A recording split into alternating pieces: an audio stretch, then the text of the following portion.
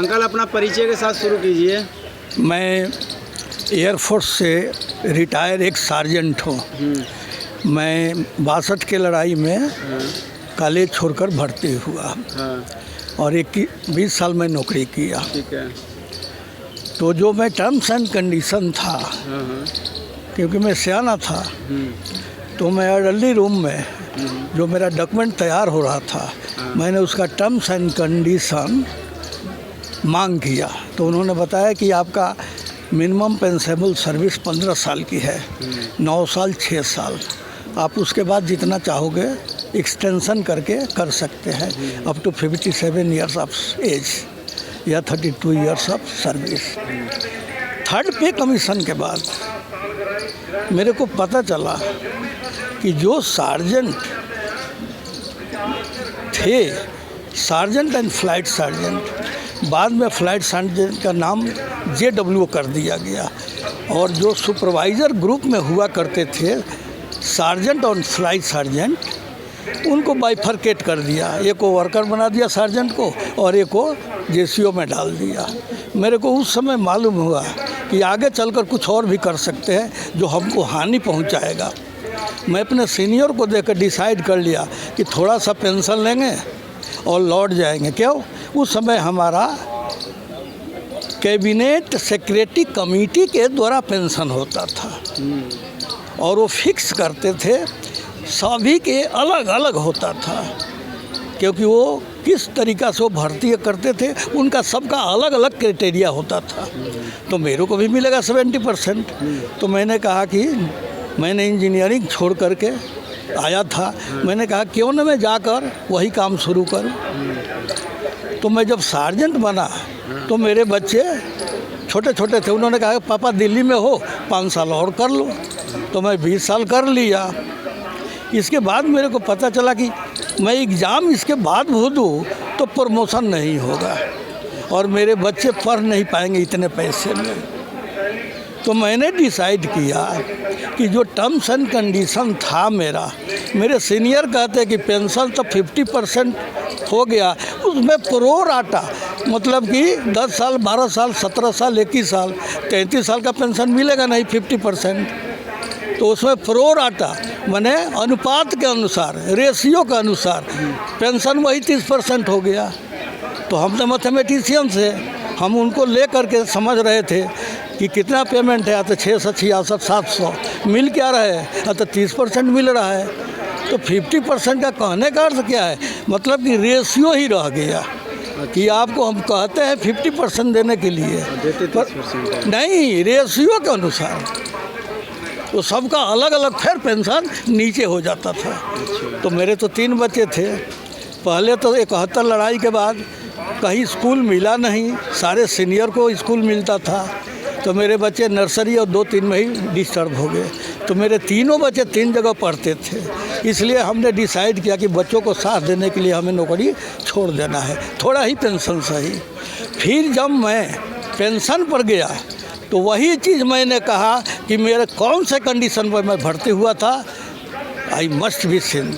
वो मेरे को वही डॉक्यूमेंट दिखाया जिसमें लिखा हुआ था कि आपका 70-80% पेंशन मिलेगा, पर तो मिला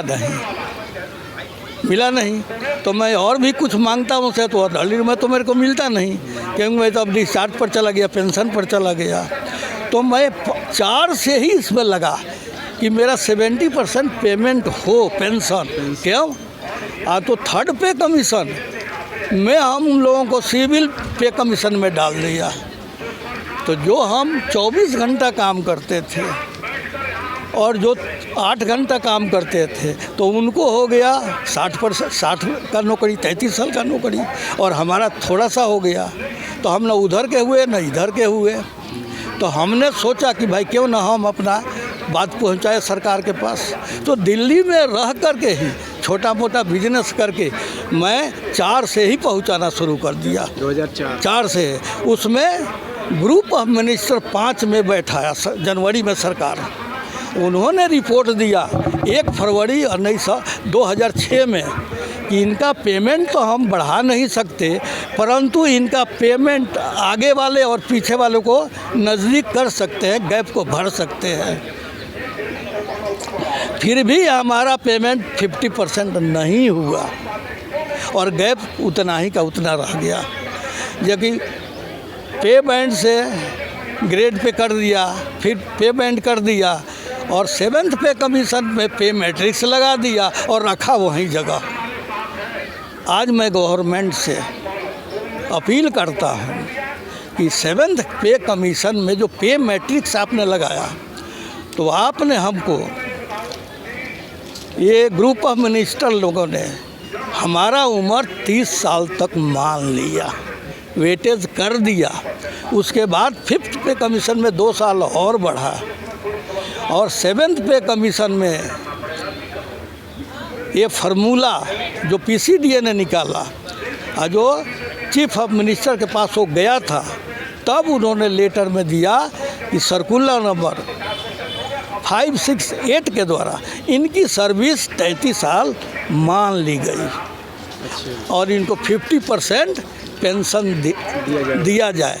मेरा डिमांड है कि सरकार ने बहुत कुछ किया परंतु मेरे को फ़ायदा नहीं हुआ।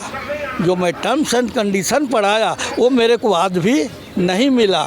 इसलिए मेरा सुझाव नहीं है, मेरा डिमांड है सरकार से कि मैं अपना प्राइम टाइम जो बचपना होता था, यंग एज होता था, चंद्रगुप्त वाला, छलांग लगाने वाला, पढ़ने वाला, वो समय मैं 20 साल के अंदर सर्विस को दे दिया।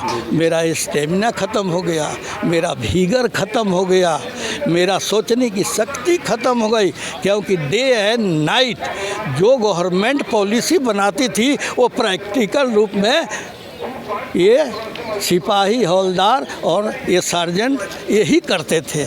इसलिए फिजिकल मेंटल के द्वारा हर तरह से हम लोग एग्जॉस्ट हो गए।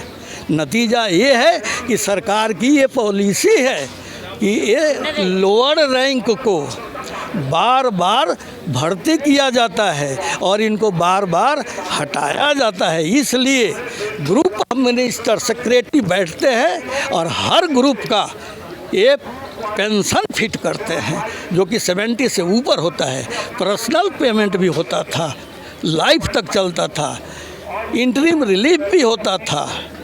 सब कुछ मिला के हमें 10-20% ही कम होता था, क्योंकि मैं समझ करके अंदर घुसा था।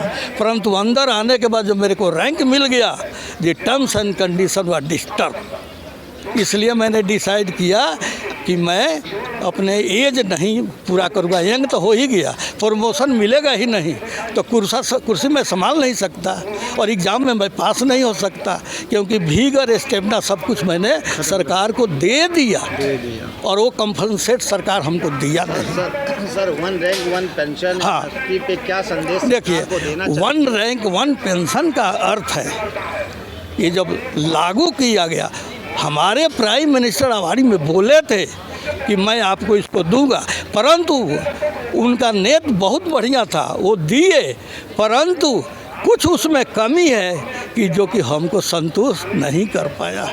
इसलिए मैं सरकार से विनती करता हूँ कि हमारे भी अंदर से किसी को उसमें रखे और फिर से उसका रिवीजन करके हमें असली वो आरोपी दे, क्योंकि ये हमारा जो फ्रीक्वेंसी भर्ती का होता है, सिपाही, नायक, हवलदार का, इक्विवेलेंट एयरफोर्स और नेवी, ये बार बार यही सर्विस में आते हैं, बार बार इन्हीं को हटाया जाता है।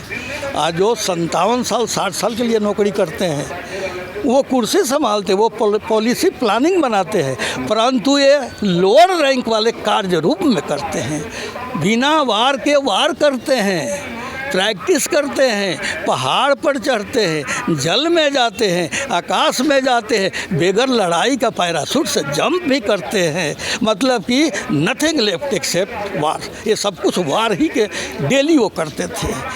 तो इस तरह